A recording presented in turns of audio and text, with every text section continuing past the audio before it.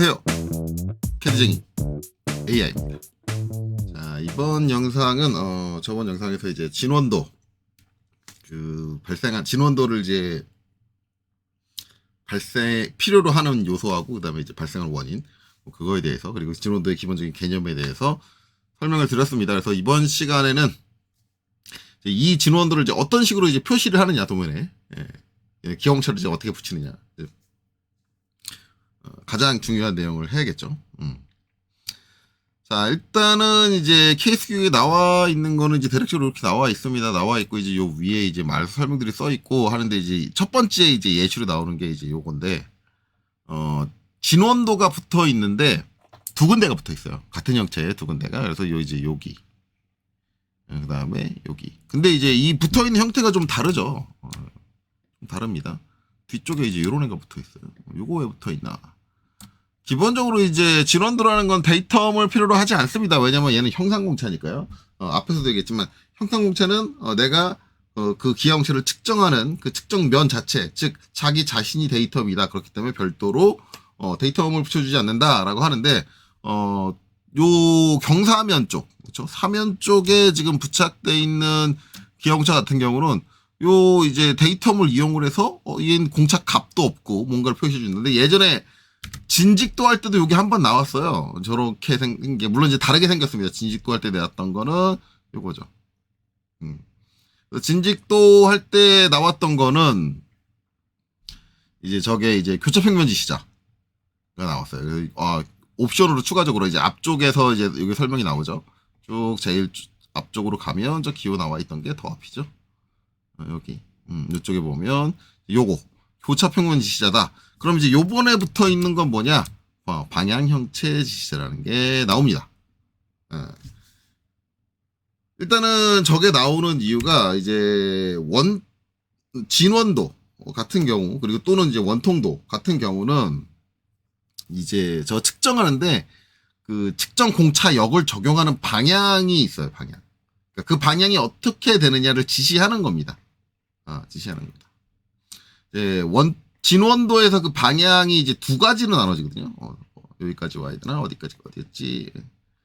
두 가지로 나눠져요. 두 가지 나는데 뭐냐면 결국은 이제 요 방향을 지시하는 게 이 이제 중심축에 대해서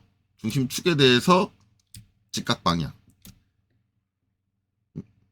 이냐 아니면 요 표면에 대해서 직각 방향이냐 요 두 가지로 나눠져요. 그러니까 공차를 측정하는 표면에 대해서 직각 방향으로 측정을 할 거냐, 아니면, 축에 대해서 이제 직각 방향으로 측정을 할 거냐. 이게 결국은 이제 공차역이 적용이 되는 게, 이제, 축의 직각으로 적용이 되느냐, 요 경사면의 직각. 내가 측정하는 표면의 직각으로 적용되느냐. 이게 뭐가 다르냐. 근데 지금 여기 보면 0.03으로 나와 있는데, 제가 여기다가 이제, 서클, D, 0.03 그리면 여러분들 눈에 안 보이겠죠? 네, 그쵸? 안 보이죠? 그래서 여기 0.03인데 제가 이거를 서클 3으로 이렇게 표기를 할게요. 만약에 이제 공차역이 이게 0.03이라고 생각을 하고 이렇게 주어졌다라고 한다면 이게 이 축에 대해서 직각이다. 공차역이. 그러면 어떻게 되냐면 여기도 이렇게 3이고 여기서 이렇게 돼요. 이렇게 돼요. 공차역이 이렇게 되는 거예요. 이렇게 적용이 돼야지 이 공차역이 축에 대해서 직각 방향으로 3을 제가 3짜리를 했네요. 이게 절반으로 해야 되니까 1.5로 해야 되는데 죄송해요. 1.5로 할게요. 전체 폭이 3이어야지. 3으로 하면 돼. 반지름이니까. 1.5.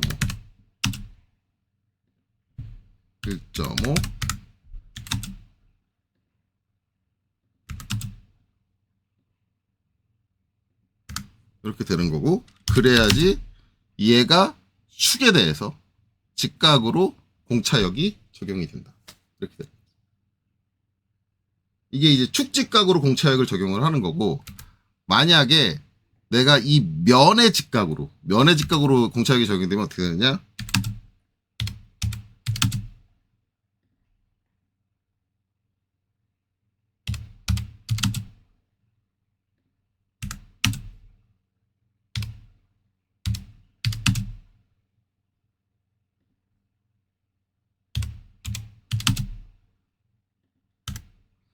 요거 색깔 다르게 할게요. 구분되게 노란색으로. 이렇게 되는 거죠. 그래야지 면의 직각으로, 측정한 면의 직각으로 공차가 적용이 된다. 그러면 얘는 그게 축직각인지 면직각인지 왜 표기를 안 했냐, 이게 되는 거잖아요. 축에 대해서 직각인지 면에 대해서 직각인지. 근데 얘는 면의 직각도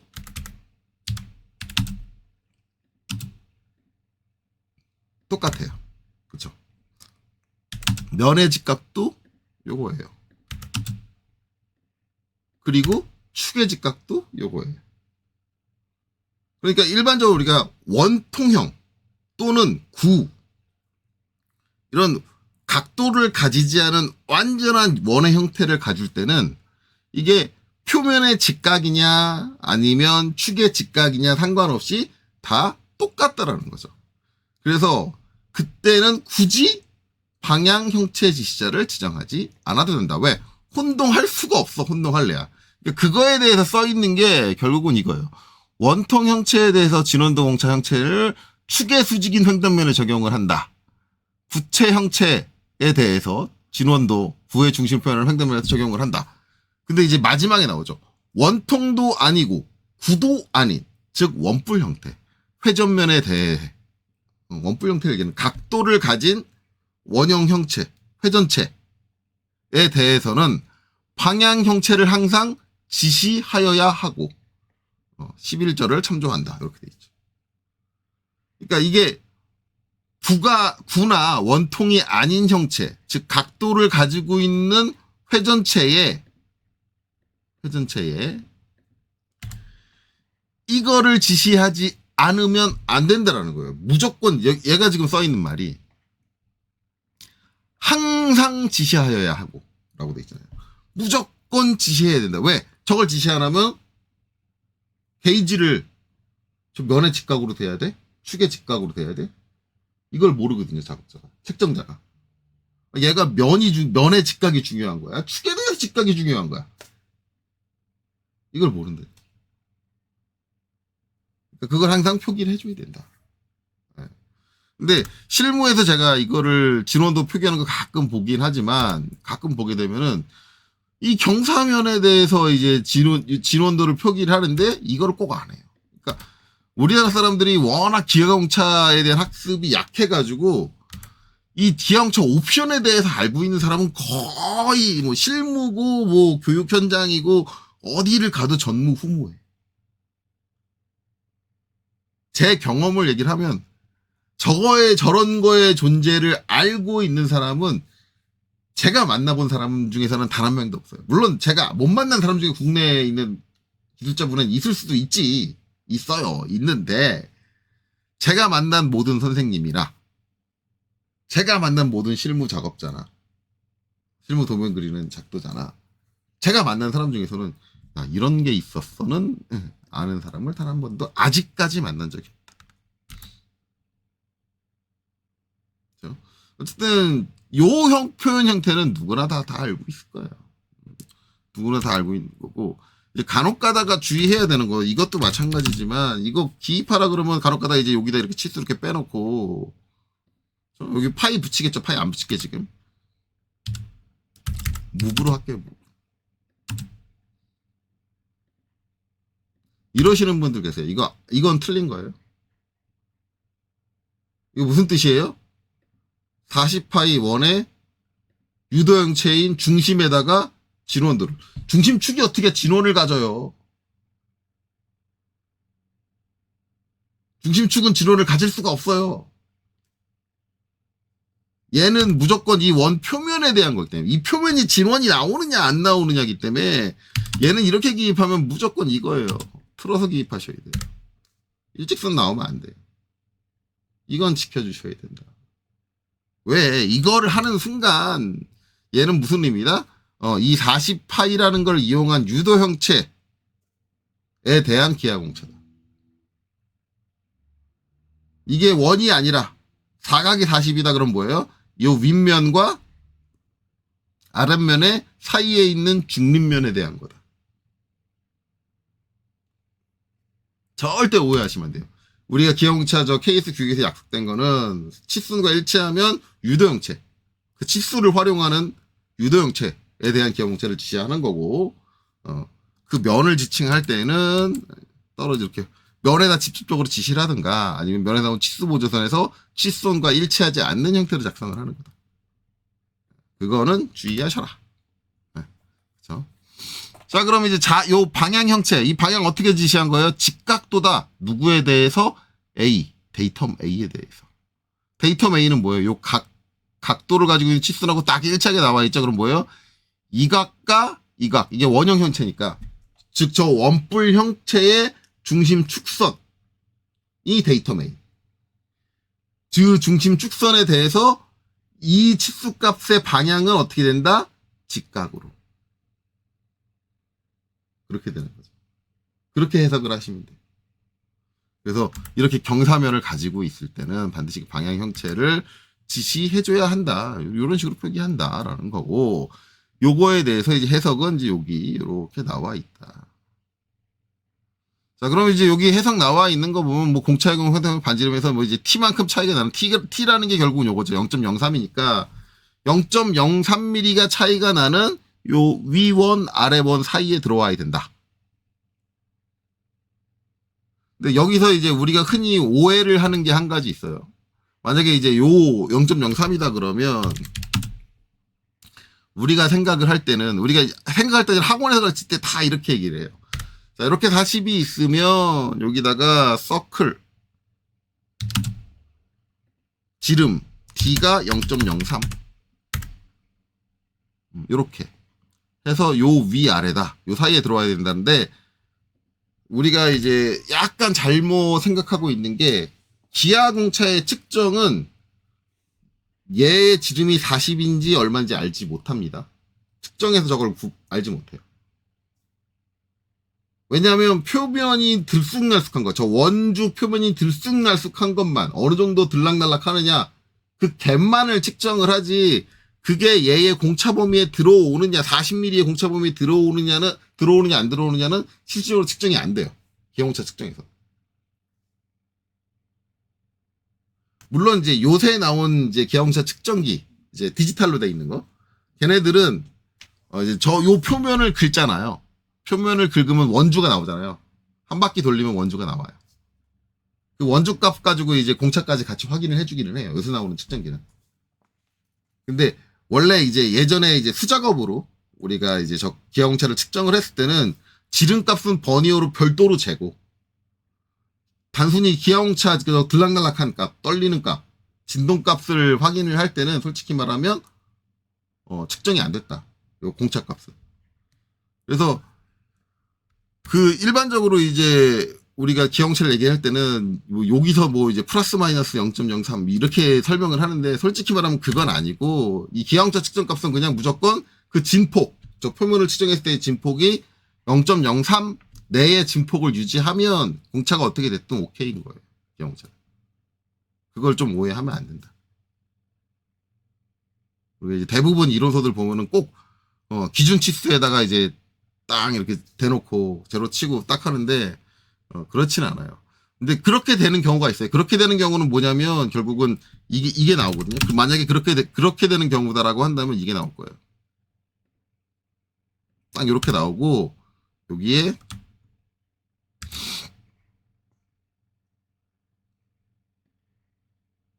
이게 나옵니다. 이거 뭐죠? TED. 이론적으로 정확한 치수. 만약에 이렇게 기입이 되고 기형차가 붙어 있으면 이때는 이 치수를 기준으로, 이론적으로 정확한 이 치수를 기준으로 플러스 마이너스가 들어가야 돼. 그 범위 안에까지 다 들어가야 돼. TED가 명기되지 않을 때는 그 치수의 공차값은 치수 공차가 맞느냐 안 맞느냐로 별개로 측정을 하는 거고, 저 기하공차 같은 경우는 그냥 전체 측정한 그 진폭 자체가 저 기하공차 값만 만족하면 된다. 그 진폭이 뭐 치수공차를 벗어났다라고 하고, 그 다음에 그 치수공차를 내가 별도로 쟀는데 그 진폭 벗어난 부분을 측정하지 않아가지고 치수공차가 벗어난 거를 못 잡았다라고 하면 그건 오케이인 거예요. 되게 오해를 하면 안 되는데, 오케이로 넘어가는 건데, 이제 요새 나오는 이제 디지털식의 측정기는 저 지름까지 같이 계산을 해주기 때문에 이제 그 벗어난 것까지 잡아낼 수 있게 된 거죠. 근데 옛날에 측정 방식에서 원래는 못 잡았어요. 근데 이제 여기 내용들을 읽어보면 간혹 가다가 그 지름이 얼마인지 그 치수 거기 위치가 얼마인지는 신경 쓰지 않는다 그런 이제 표현들이 중간중간 나오는데 솔직히 여긴 적혀 있진 않아요. 근데 여기 설명 써 있는 것도 보면 여기 이제 직경이 얼마인지는 여기에 대해서는 전혀 얘기하고 있지 않습니다. 단지 이제 0.04 차이에 있는 동일 평행사기 두 개의 동심원 사이에 들어 있어야 한다라고만 돼 있어요. 어쨌든 그렇다라는 거고, 그 다음에 이제 진원도 이제 또 한 가지 나오는 게 이제 요거죠. 경사면이 나오는데 이게 또 한 가지 나오는 이유가 얘만 예시로 들어보면 축직각만 여기 축직각만 있잖아요. 데이터 A에 대해서 직각이다. 그러면 데이터 A에 대해서 직각이라 면직각으로 하고 싶을 때는 어떻게 표기해 주느냐? 그걸 모를 거 아니에요. 난 면직각으로 표시하고 싶은데 그럼 어떻게 해야 돼? 여기 기호를 뭘 붙여야 돼? 기하공차 기호를 뭘 붙여야 돼? 이게 문제가 되는 거죠. 그렇죠? 그게 어떻게 되느냐? 그게 이렇게 된다. 이거 뭐예요? 흔들림이죠. 만약에 흔들림 기호를 붙여주면 지금 여기 그림상으로 이제 어떻게 돼 있어요? 얘랑 직각으로 돼 있어. 하지만 방향 형체 지시자가 뭐라고 돼 있어요? 면의 직각으로 봐. 그렇죠? 데이터 A를 기준으로 이 각을 이루고 있는 이 면의 직각으로 공차역을 정의해 주세요 라고 되어 있습니다. 그렇죠? 면직각으로 봐라. 그런 의미가 된다. 면직각은 흔들림으로 표시한다. 흔들림도 이제 저게 오른들림이 아니죠. 원주 흔들림으로 그렇게 면직각을 표기해 준다. 그렇게 이해하시면 되겠죠. 그래서 이제 진원도는 표기 방식 자체는 뭐 그렇게 복잡하지 않기 때문에 다양성이 없기 때문에 요 정도다. 우리가 이제 주의해야 되는 건 각도를 가지고 있는 원뿔만 주의를 하시면 돼요. 원뿔만 주의를 해서 그때는 반드시 방향치 지시자를 붙여주면 된다로 생각을 하시면 되고, 자, 그 다음에 나오는 건 이제 원통도 명사가 이어서 나옵니다. 원통도 명사가 나오고, 공차형체는 외곽형체이다. 공차 형체는 성질과 모양 원통 표면으로 주어진다.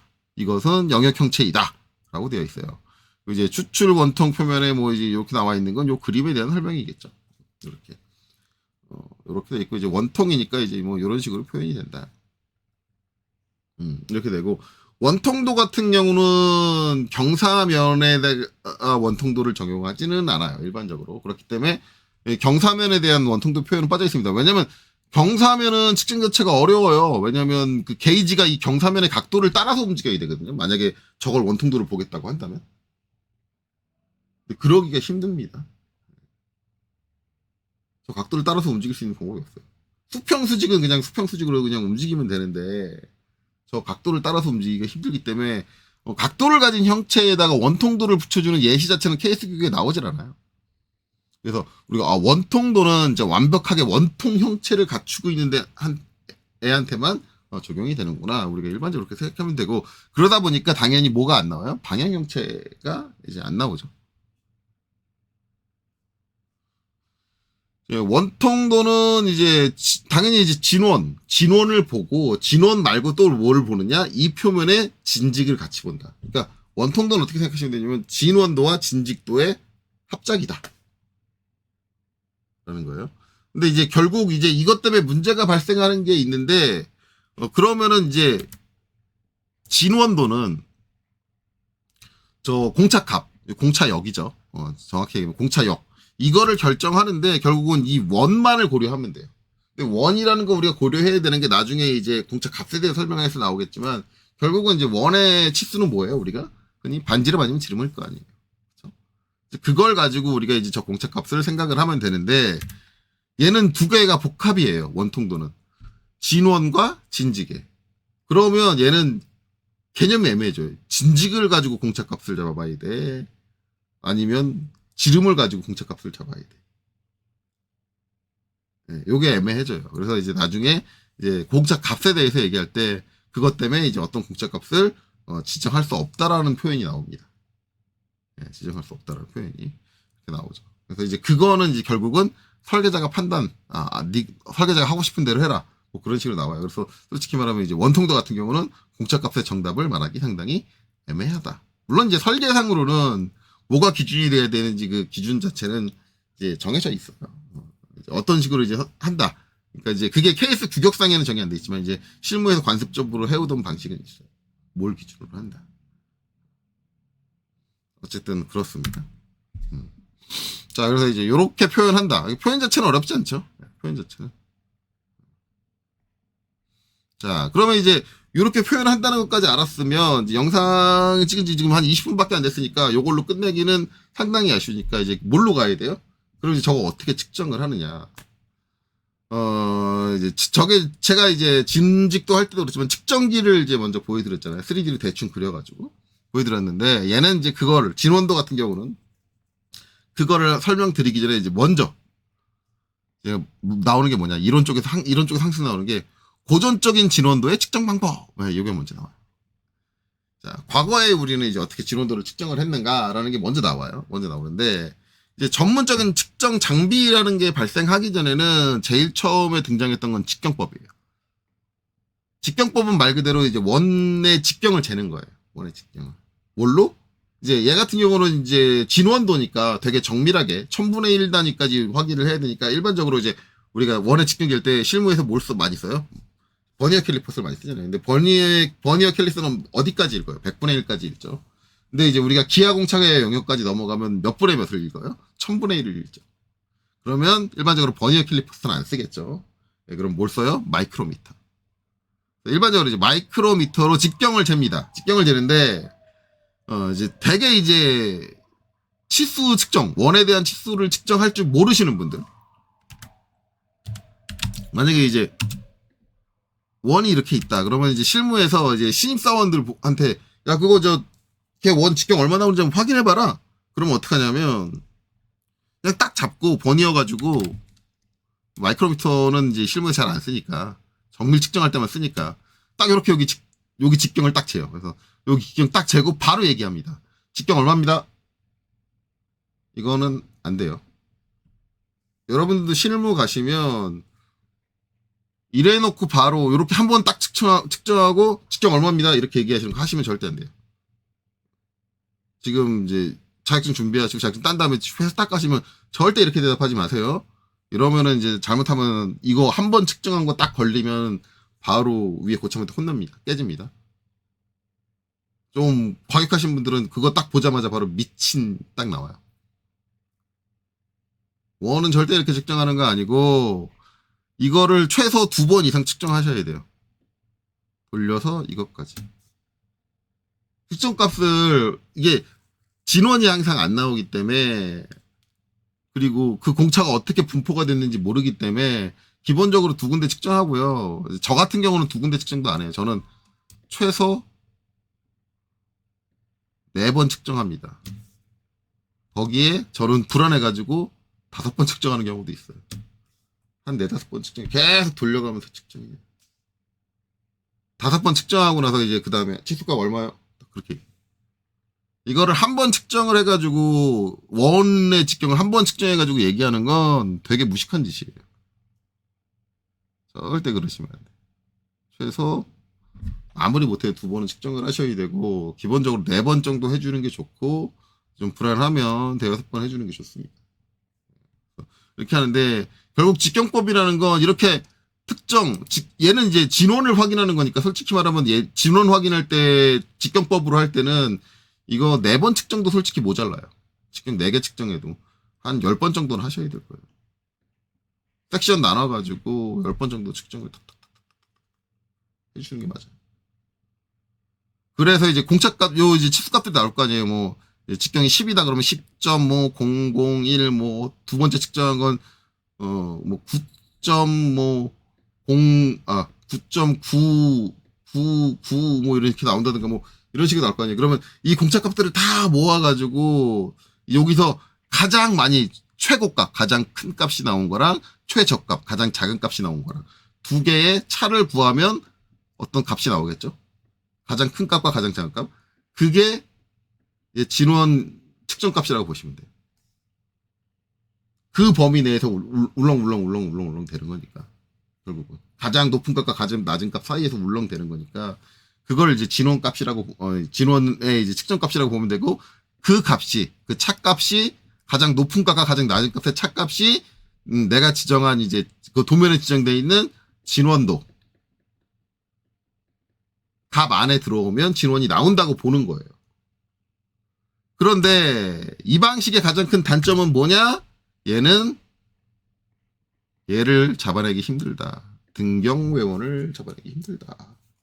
아까도 얘기했지만 등경외원 같은 경우는 여러 군데를 쟀는데 전부 값은 공차 범위 내에 들어오게 나오더라.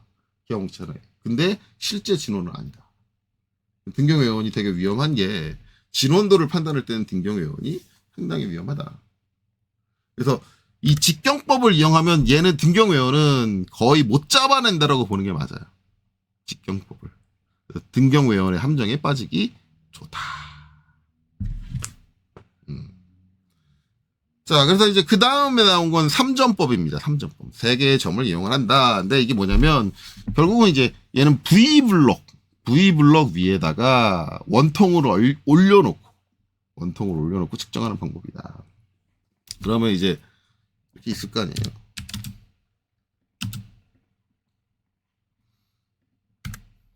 여기서 45도로 할까요?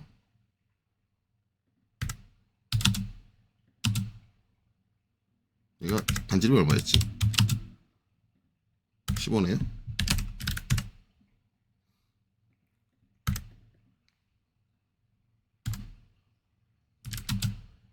아, 이거 그릴 필요 없구나.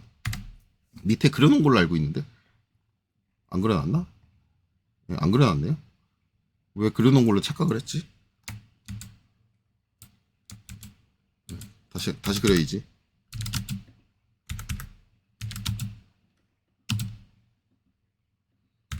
아이고, ESC를 눌러버렸어. 대충 그릴게요. 네. 이제 뭐 이렇게 V홈이 파져 있는 블럭이 있으면 거기다 이렇게 얹어 놓는 거죠. 얹어 놓고 그 다음에 이제 요 위에다가 게이지를 대겠죠. 게이지를 요 위를 탁 가운데 4분점을 딱 찍어요. 찍어 놓고 뭘 해줘요? 이제 여기서 사람이 손으로 V블럭이 딱딱 위에서 밀어가지고 이렇게 돌려주는 거죠. 돌려주면 이제 요 게이지가 요 표면이 울렁울렁한 거에 따라서 이제 이 게이지가 들락날락 할 거 아니에요. 그러면 이제 요 값을 읽는 거죠. 그래서 마찬가지로 이때 이 값 중에 가장 높은 값, 가장 고값과 가장 낮은 값, 저값을 계산을 해서 고저값을 빼가지고 나오는 폭이 있을 거 아니에요. 최대폭.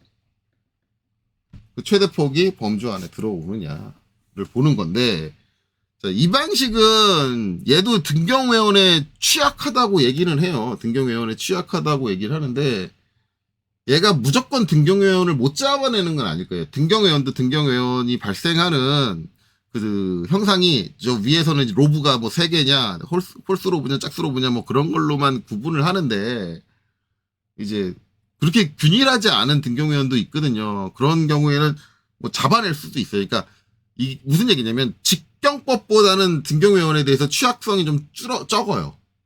V블록 타입은 적기는 한데 얘도 이제 못 잡아낼 확률이 있는 게 이게 지금 우리가 진원을 딱 그려놓고 이렇게 되니까 그런데 실질적으로 이 원의 표면이 가공된 표면이니까 정확하게 진원은 안 나올 거란 말이에요. 얘가 이제 이렇게 울렁 이렇게 돼 있는데 이게 V블럭을 하면 이 V블럭의 각도는 고정돼 있을 거 아니에요. 그러면 여기는 이렇게 딱 닿았어. 딱 닿는데 여기는 이제 표면이 이렇게 가공돼가지고 딱 요 닿는데 이렇게 가공돼가지고 이렇게 딱 닿았어. 요 중심을 기준으로 해서 딱 거리가 맞게 닿았어. 근데 여기는 이 부분이 이렇게 가공돼 있어. 그러면 어떻게 돼요? 얘가 닿을 때까지 다운된단 말이에요. 그럼 이 중심 위치가 옮겨져요. 즉 얘는 측정하는 중간에 이 표면의 상태에 따라서 중심의 위치가 계속 왔다 갔다 이래요. 중심의 위치가 계속 바뀌면서 측정이 되니까 절대적인 중심으로부터 이 거리가 원래 진원이 안 나온다는 얘기는 줄어들었다, 늘어났다라고 하는데 여기서 읽은 값을 그대로 믿기가 어렵다라는 거예요. 왜냐면 중심 위치가 바뀌니까 중심 위치가 하나여야 되는데 그래서 그런 오류에 빠질 수가 있다. 실제로는 진원이 안 나오는데 일부 그 표면 상태에 따라서는 걔가 진원으로 오인될 수 있다. 얘도 그런 단점을 갖고 있다라고 하는데 어찌됐든 이 3전법은 이제 근래에 사용되는 측정 방식, 진원도 측정기의 한 가지 방식으로 채택은 됐어요. 채택은. 얘는 채택이 안 되고 당연히 얘는 채택이 안 되고 얘는 채택이 됐어요. 그래가지고 이제 좀 이따가 이제 그 최신 타입의 이제 요 근래에 이제 진원도를 어떻게 측정하는지 그 장비를 이제 보여드릴 건데 물론 이제 실물을 보여드리는 건 아니고 제가 실물을 갖고 있지는 않으니까 비슷하게는 아니다. 솔직히 말하면 대충 모델링한 걸로 보여드릴 거예요. 이런 방식으로 한다. 모델링한 걸로 보여드릴 건데 어쨌든 그 중에 이제 타입이 두 가지예요. 수평형이 있고 수직형 측정기가 있거든요. 그 중에 수평형 측정기의 원리가 되는 게 이 3전법입니다. 수평형 측정기의 원리는 저 3전법의 원리를 이용을 해서 근래 사용하는 진원도. 솔직히 말하면 저 진원도 측정기가 결국은 진원도도 측정하고 동심도도 측정하고 다 측정해요. 흔들림도 측정하고 다 할 수 있어요. 진원도 측정기가.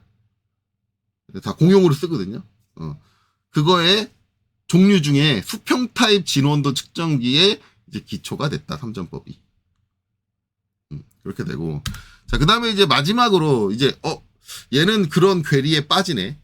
라고 해서 나온 게 반경법이에요. 반경법인데, 솔직히 말하면 저는 이 방식을 안 좋아해요. 얘가 뭐냐면, 그 기아공차에 우리 축에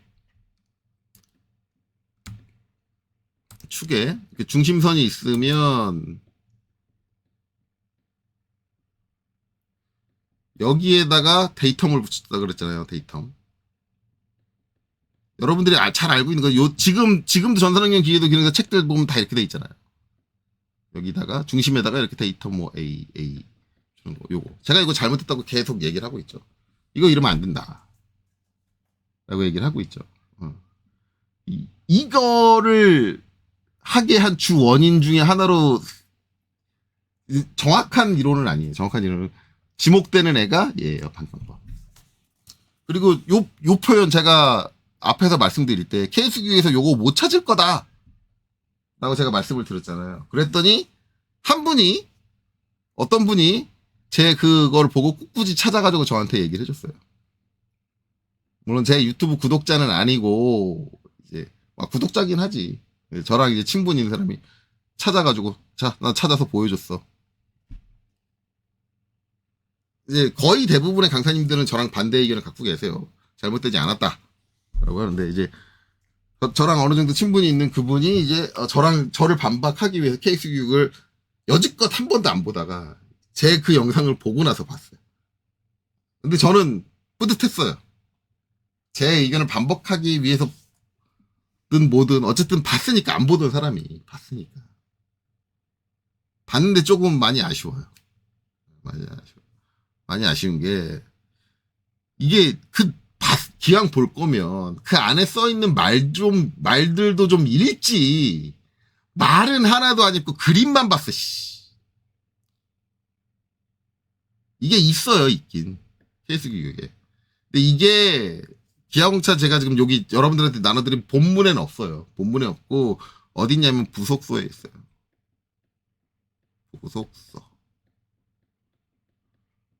부속서에 있는 것도 좋아. 어쨌든 찾아준 거 좋아.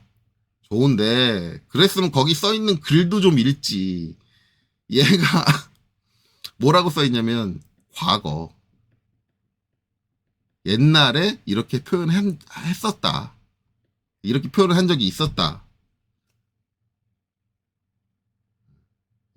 거예요. 근데 이제 폐지가 된 거죠. 지금 이제 최근 개정으로. 근데 제가 이제 그 선생님한테 이제 이거는 저도 있는 거 알고 있는 부분이에요. 딱 한 군데 나오거든요, 거기. 이게.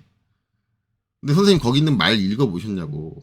이거 과거에 이렇게 사용을 했고 지금은 안 쓴다라고 거기 써있다. 패치됐다.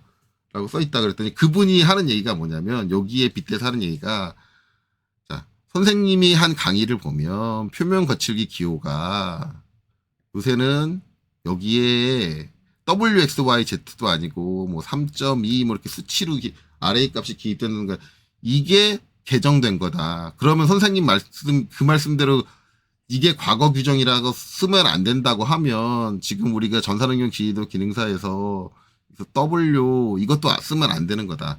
근데 이거는 내용을 제대로 파악을 못한 거예요. 얘가 이렇게 개정이 된 이유는 얘가 잘못됐기 때문에 개정된 건 아니에요.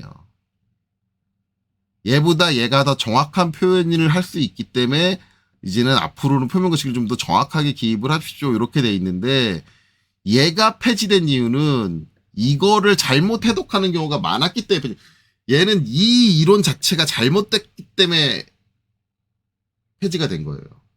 그 원인까지도 따져봐야 되는 거예요. 이거에 폐단이 많아가지고 이걸로 해석을 잘못하는, 기형처의 측정을 잘못하는 경우가 많았기 때문에 폐지가 된 거예요. 애당초 잘못 설정된 기준이었기 때문에. 이거는 얘가 잘못된 거는 없어요. 이거를 잘 활용하면 돼요. 그래서 실무에서도 이걸 꾸준히 쓰는 거고. 근데 얘는 아니에요. 얘는 애당초 이 표기 자체가 저거를 보는 사람마다 다 다르게 해석할 수 있는 가능성을 두고 있는 부분이기 때문에 제가 늘상 얘기지만 우리가 도면에 사용하는 표기는 애매모호하면 안 돼요. 근데 얘는 애매모호한 표현을 쓰고 있다고요. 근데 이제 그거의 핵심이 되는 애가 얘예요. 저렇게 잘못 쓰게 만든 애 중에 하나가 얘일 거다라는 거예요. 자, 얘는 이제 반경법이에요. 반경법이라는 건 이제 얘가 나온 이유가 아까 얘기했듯이 V블럭은 중심의 위치가 왔다 갔다 한다 그랬잖아요. 왔다 갔다 해. 그러니까 중심점의 위치를 왔다 갔다 하지 못하게 중심점의 위치를 고정을 해가지고 측정을 하자. 하나의 중심점을 잡고 걔를 기준으로 반지름을 측정을 하자. 그래서 반경법이에요. 근데 이 과거에 이 중심을 어떻게 잡았냐면 센터 지지대라고 하는데 이게 뭐예요? 우리가 알고 있는 가공할 때 뚫어주는 센터 구멍이에요. 원형 형체로 되어 있는 거 어차피 센터 구멍을 뚫으니 그 센터 구멍을 지지를 해가지고 걔를 절대적인 중심 축으로 보고 반지름을 측정하자. 그래서 얘가 어떻게 되냐면 이렇게 돼요. 이렇게 되는 거예요. 그쵸? 자, 선생님 뭐가 문제예요? 아무 문제 없잖아요. 그쵸? 얘는 왜? 도면이니까. 도면이니까 아무 문제가 없지. 얘는 뭐예요? 정확하잖아요. 왜? 도면으로 그린 거니까 이론적으로 정확하지. 문제는 우리가 실제 이 센터 구멍을 이 상황을 만들어 줄 수 있느냐가 문제예요.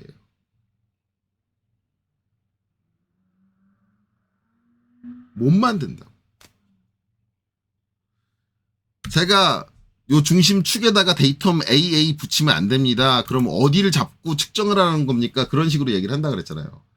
그러면 대부분의 강사님들 중에 좀 머리가 좀 괜찮으신 분들은 대부분은 반문을 못하지만 괜찮으신 분들은 센터 구멍을 잡고 측정을 하면 되지요. 그렇게 얘기를 해요. 근데 센터 구멍은 측정할 때 사용하면 안 되는 거예요. 절대 안 되는 거예요. 자, 일단 방역법 계속 얘기를 하면 센터의 지대를 측정하는 방법이다. 그리고 얘는 절대적인 중심을 기준으로 반지름들을 측정하기 때문에 지름을 측정해서 발생되는, 지름이 똑같게 나와서 발생되는 등경 외연의 영향을 받지 않고 정확한 측정이 가능합니다. 일단 자, 측정 형태가 원의 정의의 개념, 그쵸? 고정된 중심에서 반지름 측정. 원의 뭐예요? 한 점을 중심으로 같은 거리가 떨어진 점들의 모임. 즉 원의 정의의 개념과 일치하여 가장 정확한 측정 방식이다. 다 장점만 나와 있어. 와, 장점. 근데 솔직히 말하면 이 반경법을 설명할 때 단점이 나와요. 마지막에 나와요. 대신에 센터 지지대가 센터 구멍을 이용하여 정확히 말하면 진원도가 아닌 센터 구멍에 대한 뭐예요? 외경의 동심도가 측정됩니다. 이게 진원을 측정한 게 아니에요. 왜? 데이텀이 이 센터 구멍이에요. 저 센터 구멍을 데이텀으로 하는 외경에 대한 반지름을 측정한 거니까 뭐예요? 동심도를 측정한 겁니다. 진원도를 측정한 게 아니라. 첫 번째 문제는 그거예요. 얘가 진원도가 아니다. 근데 이제 여기서 한 가지 또 따져볼 건 있어요. 그러면 동심을 측정한 게 진원으로 받아들여질 수 없느냐예요. 근데 동심으로 측정된 그 값이 진원도로 내가 기입한 값에 부합을 한다고 하면 그건 인정할 수 있습니다. 그래서 제가 그려놓은 게 이거예요. 자, 지금 이제 보면은 원래 이제 제가 반지름이 20인, 지름이 40이죠. 지름이 40인 원을 기준으로 이제 이렇게 했어요. 했는데 이제 얘가 공차 범위대로 이제 찌그러진 거죠. 찌그러져가지고 이쪽 반지름은 20이 나오고 이쪽 반지름은 19가 나와요. 그쵸? 그렇게 나와요. 그리고 이제 얘는 센터 구멍을 가정한 거예요. 센터 구멍. 지금은 중심이 딱 이론적으로 맞는 상태예요. 그러면 측정을 하면 어떻게 돼요? 20mm에서 19mm 사이가 왔다 갔다 하겠지.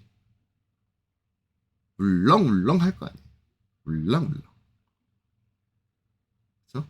울렁해서 이제 실제적으로 측정한 값은 1mm 차이가 날 거예요. 1mm 차이가. 가장 낮은 값은. 그러면 똑같은 상황을 가정을 해서 중심이 틀어졌다. 그래서 이 원의 중심은 여기 있습니다. 여기서 이제 제가 1mm를 틀었어요. 중심을. 똑같은 타원을 가지고. 그래서 이게 제가 두 가지로 틀었는데 장축 방향으로 틀고 단축 방향으로 틀었어요. 한 번은 장축 방향으로 1mm를 편심지게 하고 한 번은 단축 방향으로 1mm를 편심지게 하고. 여긴 중심선을 두 개를 안 그렸네.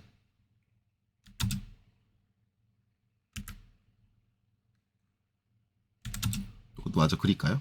여러분들 이해하기 좋게 장축 방향.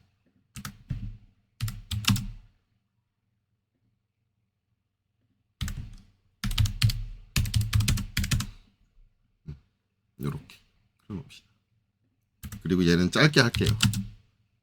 요 원에 대한 중심이니까 구분하게.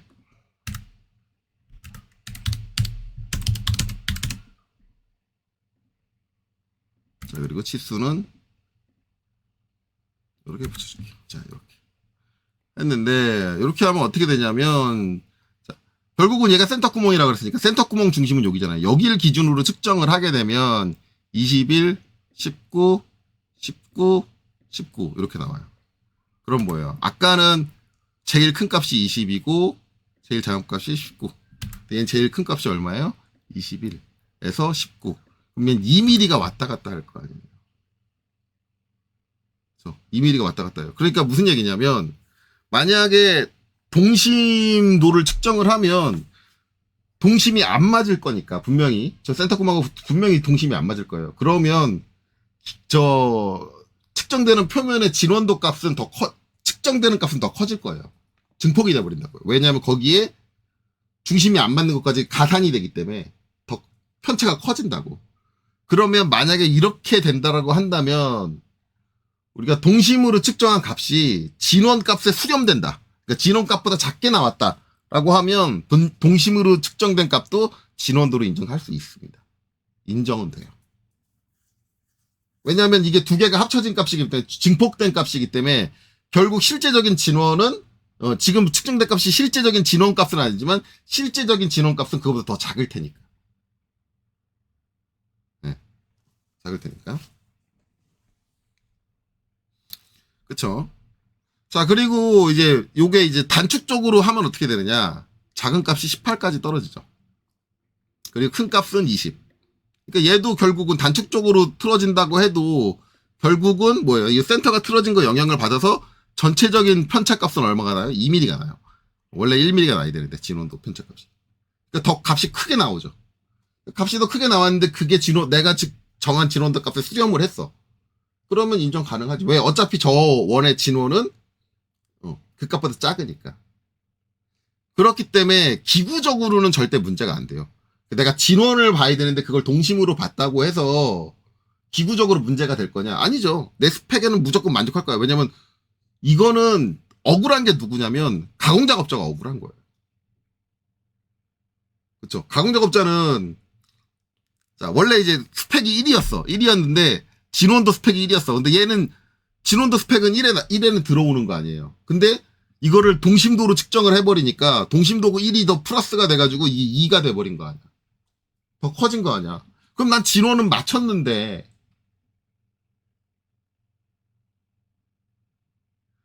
만약에 이게 진원 스펙이 1이고 동심 스펙도 1이야. 그럼 얘는 합격이 돼야 되는데 불합격으로 떨어지는 거예요. 만약에 이걸 동심으로 측정을 해버리면. 그러니까 누가 억울해? 가공작업자가 억울하겠지. 그런 일이 발생을 하는 거예요. 결국은. 그렇죠? 근데 설계자가 뭔 상관이야? 기구적으로 문제가 없는데. 그래버리면 이제 끝나는 거죠. 가공작업자가 이렇게 측정한 걸 모르고 넘어갔다고 한다면. 근데 만약에 가공작업자가 이렇게 측정한 걸 알았어. 그러면 이제 항의 들어오는 거죠. 아니 그건 진원도 측정이 아니라 동심도 측정한 거 아니냐고. 그럼 당연히 값이 커지는데 그걸 어떻게 진원도를 안 맞췄다고 그걸 불량으로 바꿔시키냐고 그렇게 따지겠지. 그러니까 이론적으로 정확히 말하자면 지금 이 상황은 누가 생각을 해도 동심도로 볼 수 없다. 아니 동심도 진원도로 볼 수 없다라는 거예요. 진원도 측정 방식이 아닌 걸 가지고 진원도를 측정을 하고 있는 거지. 동심도의 측정을 방식을 가지고. 그럼 이제 여기서 영향을 받는 거는 결국 이제 뭐냐? 이 센터 구멍이 얼마나 정밀한 위치에 동심으로 가공이 됐느냐에 따라서 거기 측정된 진원도 값을 어떻게 받아들일 수 있느냐. 얼마나 진정한 값으로 받아들일 수 있느냐. 네, 이게 나오는 거죠. 또 한 가지 문제가 있어요. 센터 구멍이라는 게 한쪽을 이용하는 게 아니잖아요. 양쪽을 이용하는 거잖아. 또 한 가지 문제는 양쪽이 위치가 안 맞는 거예요. 100% 얘하고 얘는 동심이 안 나와요. 세상에 100% 동심을 맞출 수 있는 건 없다 그랬잖아요. 100%를 맞출 수 있는 건 없어요. 완벽하게 맞출 수 있는 건 없어요. 0.001mm가 틀어져도 틀어질 거라고. 두 개의 센터는. 양쪽에 있는 센터 구멍의 중심은. 무조건 틀어진다고. 그럼 지금 요건 과장해서 그린 건데 만약에 이런 현상이 되면 어떻게 되느냐. 결국 센터 정렬이 어떻게 되느냐. 이렇게 되겠죠. 기울어서 돼요. 동심이 어긋나고. 그런 상태에서 여기를 측정을 했어. 이게 제가 과장해서 그렸으니까 이제 눈에 저렇게 확 띄게 저렇게 기울어졌는데 실제는 아주 미세하게 틀었으니까 눈에 안 띄게 기울어졌겠죠. 이게 되게 위험한 게 뭐냐면 이 상태에서 측정을 했더니 딱 정확하게 이게 이제 지름이 10인데 정확하게 딱 이게 완전히 제로 값으로 나왔어. 한 바퀴 뺑 돌더니 다 제로가 나왔어. 그럼 오케이일 거 아니에요. 우리 측정값이 제로가 나왔으니까. 포기 없이 그냥 완전 제로 나왔어. 오케이일 건데 얘 때문에 오케이가 아닌 거죠. 솔직히 말하면. 어떻게 된 거예요?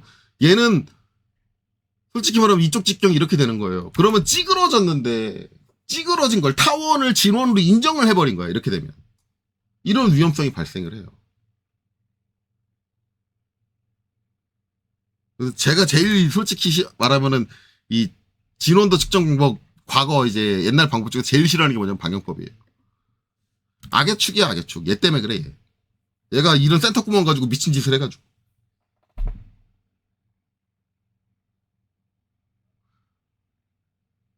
근데 이제 이 방법이 결국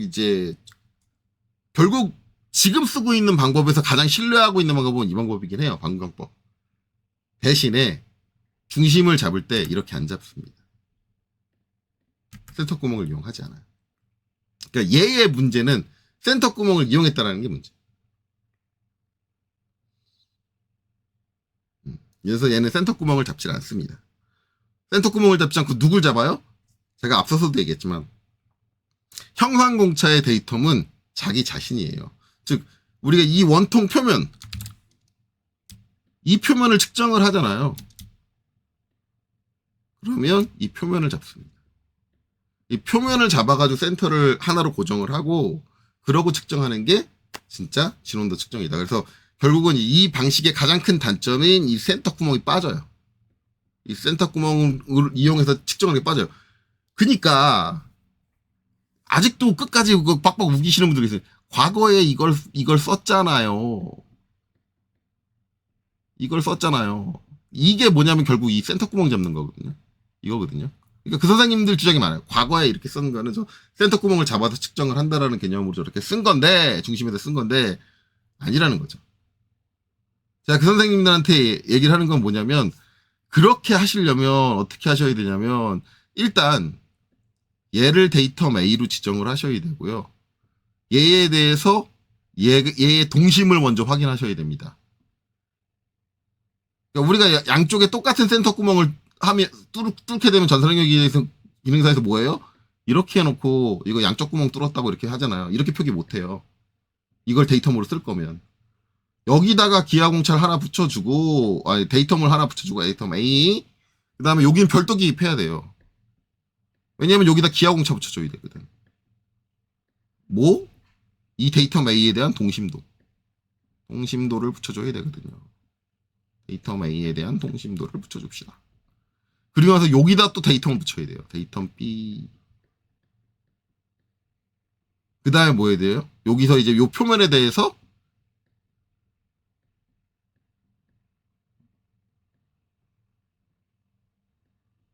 이거 진원도를 보겠다 그러면 진원도 이렇게 해놓고 진원도가 아니죠. 이건 데이터 AB를 이용해서 진원도를 볼 수가 없어요. 결국은 동심 바이, 흔들림 바이지 뭐 흔들림. 흔들림을 이렇게 하고 그 다음에 데이터는 A 다시 B. 이게 두 개니까 두 개의 이제 우선순위가 없다라고 한다면 우선순위 빼고 가야 되니까 뭐예요? 공통 데이터는 가야지. 이렇게 표기를 해줘야 된다는. 제가 저걸 센터 구멍을 이용하려면 저 센터 구멍의 정밀도도 확보가 돼야 되기 때문에 센터 구멍에도 최다 데이터하고 기하공찰을 붙여줘야 돼요. 그게 맞는 거라고.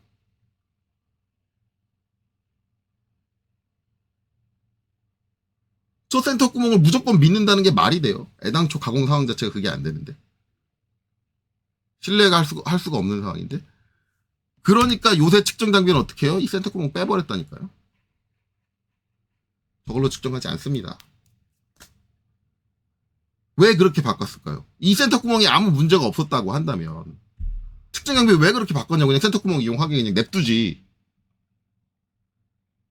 왜 요새 있는 정밀한 측정 장비들은 다 저게 빠졌는데 센터 구멍 잡는 게. 당연한 거니까요.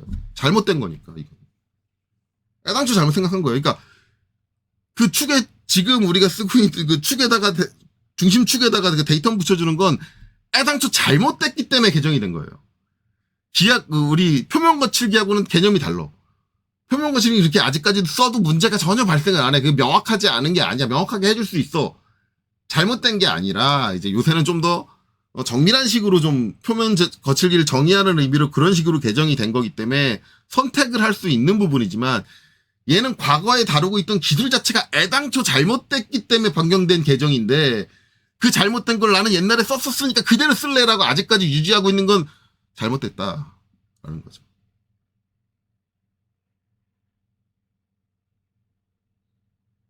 어쨌든 이제 이 센터 구멍을 이용해서 측정하는 거는 저런 식의 위험성을 가지고 있다라는 거를 명확하게 인지를 하셔야 됩니다. 그래서 과거에는 이제 이렇게 세 가지 방법을 했는데 이 중에 이제 삼전법과 반경법이 이제 오늘날 측정 장비에 반영이 됩니다. 삼전법 같은 경우는 삼전법의 단점을 그대로 갖고 있어요. 그대로 여전히 안고 있는 상태로 왔고요. 반경법 같은 경우는 반경법에 문제가 됐던 이 센터 구멍은 사용하지 않습니다. 그리고 이제 요 반경법 같은 경우는 이제 뭘 해줬냐면 이게 이제 수직 타입으로 바뀌어요. 지금 요 개념은 수평 타입이잖아요. 수평 타입으로 측정하는데 수직 타입으로 바뀌게 됩니다. 그리고 이제 요 수직 타입, 수평 타입 측정에서 나오는 이제 문제가 있어요. 이 수평 타입의 문제는 뭐냐면 자중에 의한 처짐이 발생을 합니다. 처짐량이 읽혀요. 그래서 지금 같은 경우 요 축의 길이가 이제 그려져 있는 게 짧아서 그런데 이제 이 길이가 길다라고 하면 여기 잡으면 이제 어떻게 되냐면 얘가 자중에 의해서 이렇게 펴요.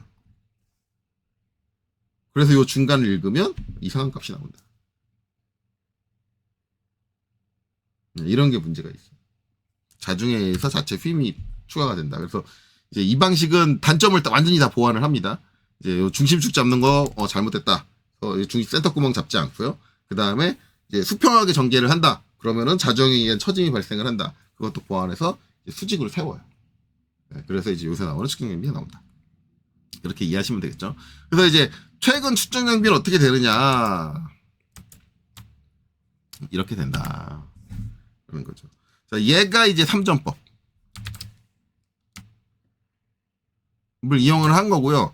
여전히 수평 타입을 합니다. 그래서 얘의 단점은 이제 이 측정 대상이 길어지면 길어질수록 요 끝단이 처집니다. 처져요. 그거는 생각을 해야 돼요. 이제 그거를 막으려면 이제 얘를 밀링의 선반처럼 결국은 선반처럼 반대쪽에 뭘 만들어줘야 되느냐? 여기다 이제 꽂아줄 수 있는 심압대 같은 걸 하나 만들어줘야 돼요. 그래서 이 형태 중에 이제 요 심압대 형태를 갖추고 있는 것도 있을 거예요. 심압대. 그리고 긴 대상을 측정하는 이제 3점 형태 수평 타입의 측정기, 진원도 측정기는 심압대를 이제 구성을 해서 갖고 있을 거예요. 솔직히 말하면 이제 갖고 있는 장비를 제가 직접 본 적은 없어요. 그냥 요쪽 구조만 본 적 있어요. 요쪽 구조만. 그리고 수직 타입은 이제 이런 식이에요. 이렇게 세우고 아까 얘기했듯이 지금 보면 어딜 잡아요? 외경을 잡습니다. 3조 아니면 4조, 5조 뭐 이런 거 써가지고 외경을 다 잡아요. 외경을 잡고 간혹 가다가 이제 이런 질문 하시는 분들 계세요. 기준이 안쪽 구멍이면요. 구멍이면 이제 여기는 요 베이스가 이제 밑에 모터가 달려가지고 돌아갈 수 있는 베이스가 있고 그 위에 이제 잡아주는 척을 여러 가지 형태를 바꿔 낄 수 있게 모듈로 돼 있어요. 그래서 이제 내경이면 내경을 잡아줄 수 있는 뭐 핀이 튀어나와 있는 이제 그런 구조로 바꿔준다든가 저 판을 바꿔가지고 이제 내경을 잡아준다든가 그리고 여기 있는 척도 지금 보면 여기 계단식으로 돼 있어요. 이렇게 딱딱딱딱 바깥쪽 계단식으로 돼 있는데 요 계단식으로 돼 있는 이유가 요게 내경척이에요. 내경척. 요거 내경척입니다. 좀 큰 직경의 내경을 갖고 있으면 저 내경척으로 내경을 잡아가지고 고정해 줄 수 있고 그러니까 지금 외경도 잡을 수 있고 내경도 잡을 수 있고 만약에 이제 안쪽 구멍을 측정해야 되면 내경을 측정을 하게 되고 그렇게 되죠. 그래서 요새 나오는 이제 측정 장비들은 이제 이런 식으로 나옵니다. 이제 개별적으로 이제 구조를 좀 디테일하게 보면은 이렇게 되겠죠. 이렇게 돼 있고 이제 과거에 V블럭을 썼다면 지금은 V블럭이 아니라 이제 여기가 이제 롤러로 구성돼 있어요. 왜냐면 이걸 사람이 손으로 돌리게 되면 일정하게 못 돌린단 말이에요. 사람이 손으로 건드릴 때 이제 삐딱 잘못 건드리면 후둑하고 튀어가지고 그냥 덜그럭 거리는 수도 있고 그래서 이제는 롤러 2개를 두고 위쪽에 눌러줄 수 있는 롤러가 있어요. 지금 제가 여기다가 스프링 구조라든가 그런 건 안 만들었는데 원래 이제 저쪽에 스프링으로 해서 항상 이제 눌러줄 수 있게 이 껴진 소재를 측정 대상을 항상 눌러줄 수 있게 그렇게 구성이 돼 있어요. 누름 롤러가 있고 그다음에 이제 이걸 균일하게 돌리기 위해서 요 안쪽에 이제 기어가 구성이 돼 있을 거예요. 요 베이스 안쪽에 기어가 구성이 돼 있고 손잡이 해가지고 돌려주던가 아니면은 이것도 모터 달려가지고 모터로 돌려주는 방식도 있습니다. 그렇게 2가지가 있고 결국 이제 손잡이를 잡고 이제 얘를 돌리면 이제 여기 있는 롤러가 같이 도는 거죠. 이게 뭐가 막 겹쳐 있어가지고 이게 하나 겹쳐 있네요. 겹쳐 있어가지고 이제 이렇게 돌리면 돌아간다. 제가 물체를 2개를 겹쳐놨어요. 이렇게 돌리면은 이제 안쪽에 있는 기어를 통해서 지금 요 화살표 위치 바뀐 거 보이시죠? 원래는 요 정중앙에 있었어요. 얘도 같이 돈다. 돌면서 이제 마찰에 의해서 얘도 같이 돌아요. 돌면 이제 거기다가 측정 게이지를 이렇게 딱 놓고 한다. 얘도 이제 외경을 잡는 거기 때문에 맞죠? 만약에 요 원의 진원도를 보겠다 그러면 얘가 데이터입니까? 이 면을 잡는 게 맞아요. 이렇게. 개념상으로는 맞는데 이 방식은 V블럭 그 3점 타입의 문제점을 그대로 갖고 있어요. 왜냐하면 중심 위치는 계속 바뀝니다. 표면의 상태에 따라서 똑같이 바뀔 수밖에 없어요. 이렇게 측정을 하면 바뀔 수밖에 없어. 그 문제는 고스란히 안고 있다. 결국은 이제 그 중심 위치가 바뀌기 때문에 요 게이지가 있는 이 측정값을 정확하게 신뢰하기는 상당히 어렵다. 라는 문제를 고스란히 갖고 있습니다. 그래서 근래에는 이 타입을 그렇게 많이 쓰지는 않아요. 그리고 이제 최근에 많이 쓰는 건 결국은 이제 요 수직 타입. 요 보시면 여기도 이제 외경을 그러니까 내경을 물어줄 수 있는 내경 척이에요. 여기도 척이고 얘도 척이고 얘도 척이에요. 이렇게 그래서 이제 내외경을 다 물어줄 수 있게 구성이 돼 있고, 일단 이제 물어주고, 그 다음에 이제 얘가 이제 업다운을 하고, 얘가 이제 위치를 이렇게 업다운을 해줄 수 있어요. 아이고, 제어가 잘 안 되는데 이게.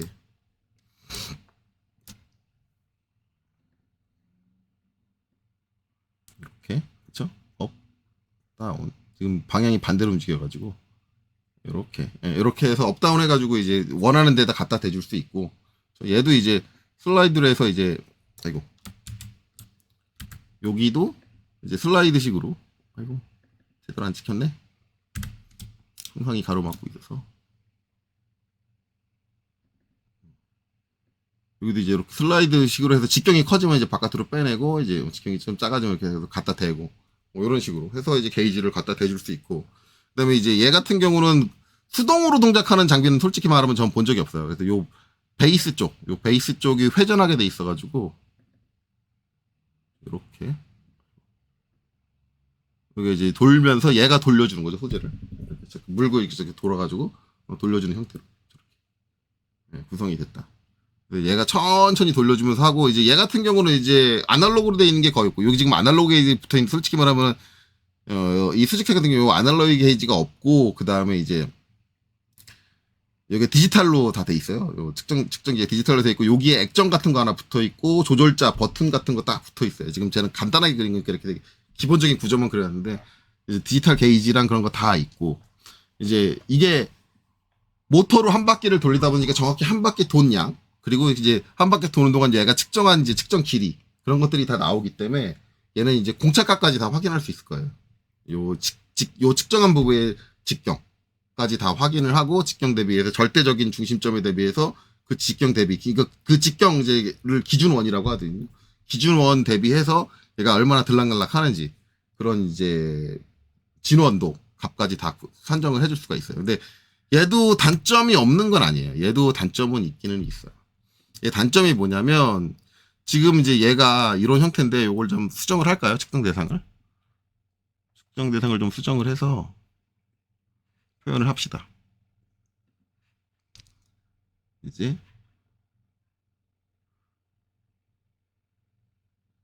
스케치를 여기다가 스케치 작성,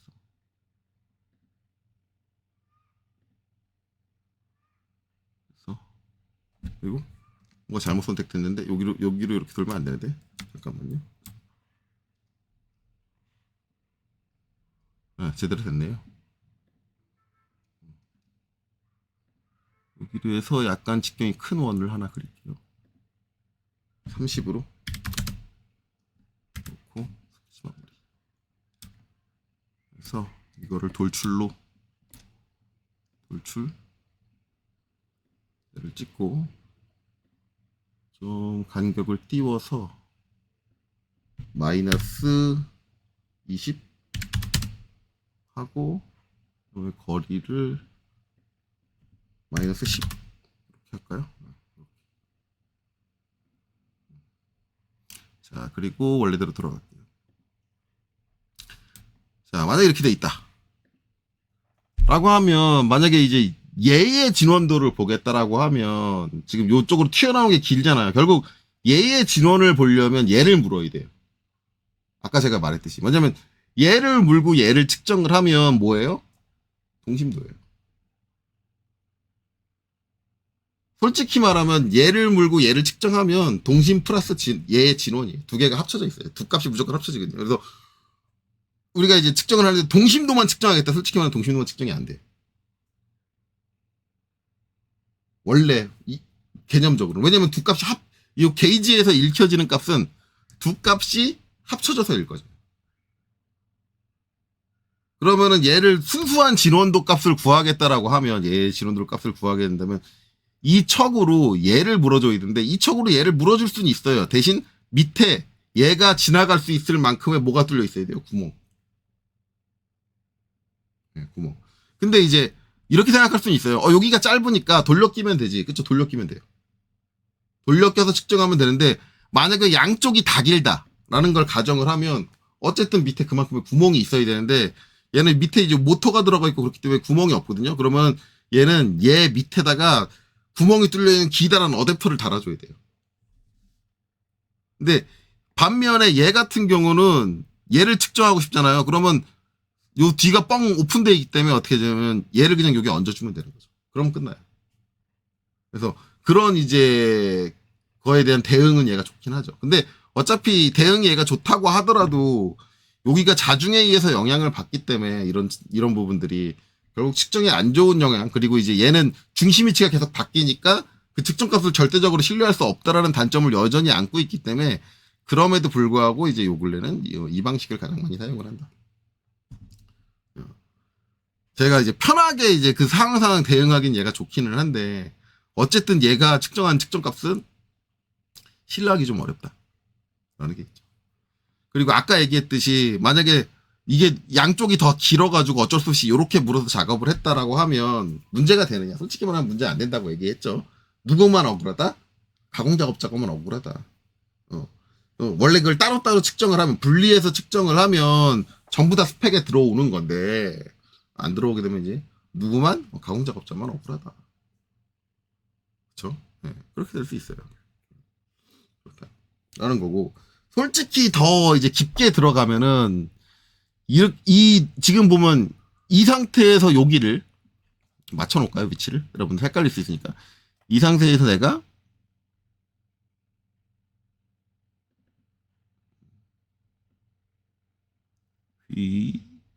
좀 띄워주고 요 정도 띄면 되겠죠? 아이고 다시 원래대로 돌아갔다. 요 높이를 먼저 맞추고 그다음에 요거를 맞출게요.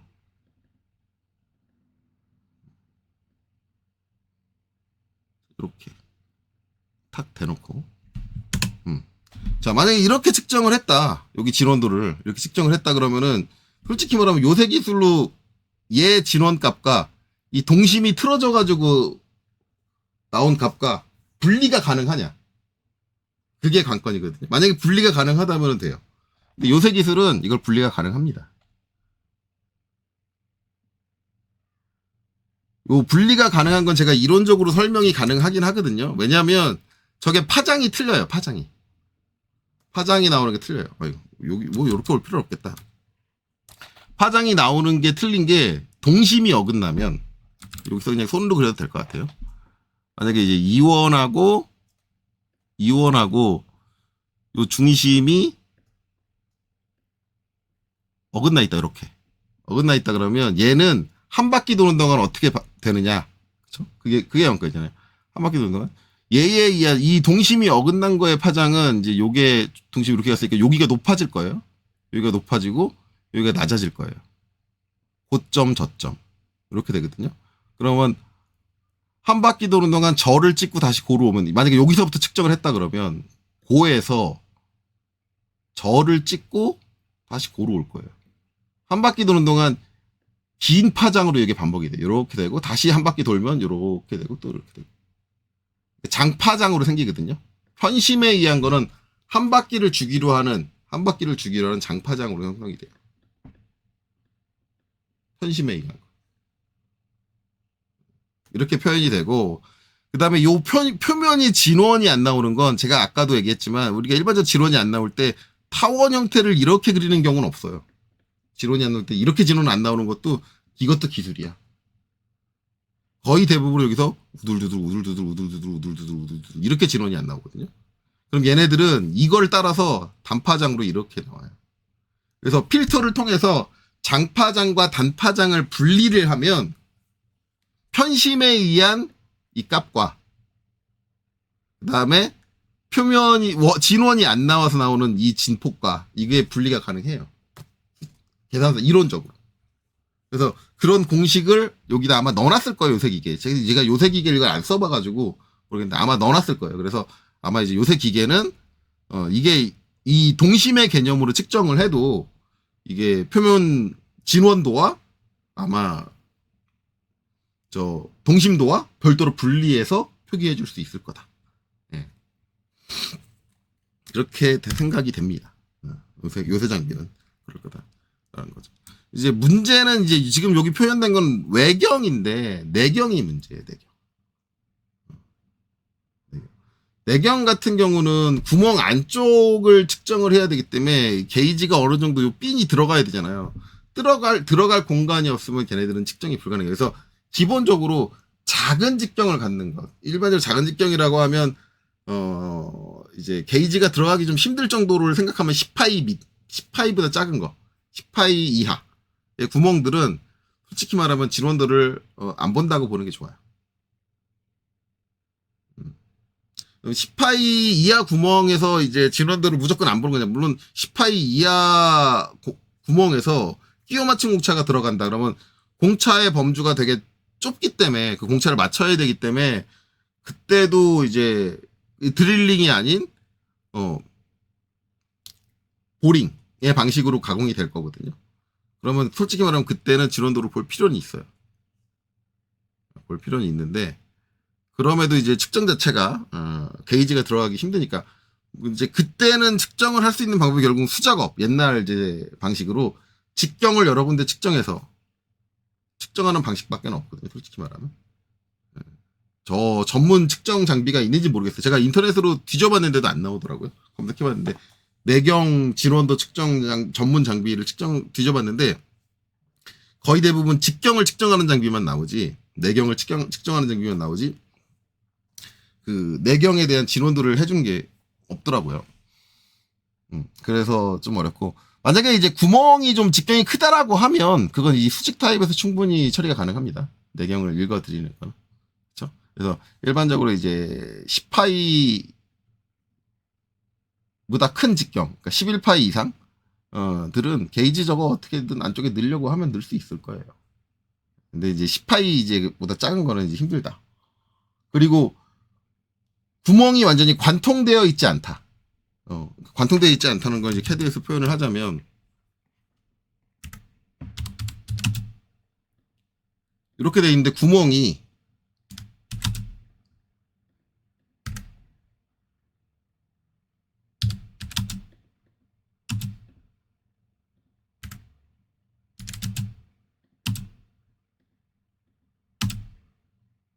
대충 할게요.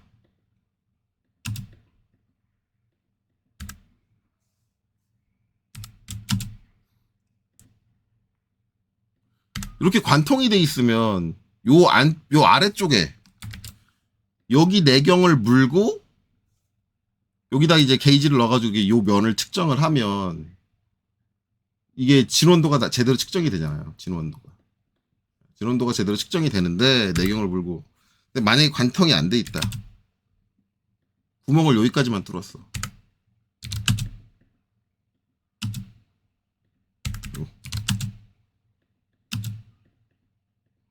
이런 경우는 이 내경을 물 수가 없어요. 왜냐면 이걸 물어주는 순간 구멍이 막혀요.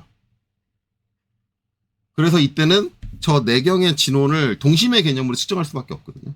결국은 요 외경을 물고 내경을 측정한다. 이렇게 될 수밖에 없어요. 동심 개념으로 측정밖에 안 된다. 그래서 이제 내경 측정이 솔직히 어려워요. 진원 측정이. 그래서 이제 저런 이유로 측정이 어렵다 보니 내경은 거의 믿고 가는 분위기로 하는 경우가 많아요. 이제 앞서서 말씀드렸던 이런 동력정도 장치 이런 데는 베어링을 한번 대서 살짝 넣어보고 얘가 안 들어간다. 뭔 짓을 해도 안 들어간다 그러면 그때 다시 빼가지고 이제 그때는 측정을 해요. 측정을 하는데 실제로 베어링 넣었을 때 그냥 별 문제 없이 조금 힘들었지만 집어넣었어 라고 하면 들어갔으니까 됐어 하고 그냥 넘어가 버리는 경우가 더 많아요. 그래서 내경 측정은 일반적으로 잘 하지는 않는다. 실무에서는. 그렇죠?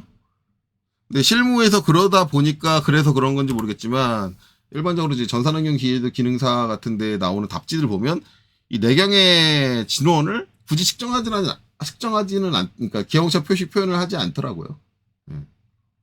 원래는 저 내경은 이제 분명히 보링으로 하는 거기 때문에 이론적으로는 원래는 진원을 확인하는 게 맞습니다. 이론적으로는 확인해 주는 게 맞다. 그렇죠. 어쨌든 이제 측정기가 저렇게 구성이 된다. 혹시라도 이제 내경 진원도 측정기에 대해서 이제 정밀하게 알고 계신 분들, 정확하게 알고 계신 분들, 그런 게 있다라고 하신 분들은 저한테 연락을 주시면 저도 그거 잘 찾아가지고 뭐 모델링을 하든 뭘 하든 해서 추가적으로 설명을 드릴게요. 어쨌든 제가 측정 전문가는 아니기 때문에 내경 쪽 측정에 대해서는 전문 장비가 있는지는 모르겠는데 그런 거는 알고 있어요. 뭐냐면은 저 내경을 측정을 할 때 공기압을 가지고 압력 가지고 측정하는 측정 게이지가 있는 건 알고 있거든요. 근데 이제 공기압 측정기 같은 경우는 일반적으로 그게 진원을 측정하려고 그러면은 이제 거기 직경에 맞는 그 공기압 그 토출구가 있어야 되고 뭐 그래서 일반적으로 이제 대기업에서 보유하고 있는 거는 본 적은 있는데 예.